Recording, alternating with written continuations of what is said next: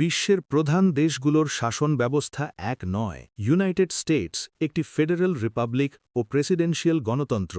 আইনসভা United States Congress, দুই কক্ষ সেনেট ও হাউস অব রিপ্রেজেন্টেটিভস। প্রেসিডেন্ট থাকেন হোয়াইট হাউস। ইউনাইটেড কিংডম সাংবিধানিক রাজতন্ত্র ও সংসদীয় গণতন্ত্র। আইনসভা পার্লামেন্ট অফ ইউনাইটেড কিংডম, দুই কক্ষ হাউস অব কমন্স ও হাউস অব লর্ডস।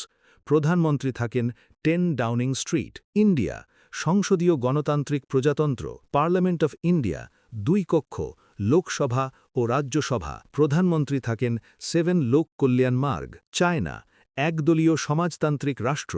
আইনসভা ন্যাশনাল পিপলস কংগ্রেস, এক কক্ষ রাষ্ট্র পরিচালনার কেন্দ্র জংনানহাই। আর স্পেন একটি সাংবিধানিক রাজতন্ত্র ও সংসদীয় গণতন্ত্র। আইনসভা কর্টেস জেনারেলিস, দুই কক্ষ Congress of deputies O senate. প্রধানমন্ত্রী থাকেন পালাসিও দে লা মনক্লোয়া।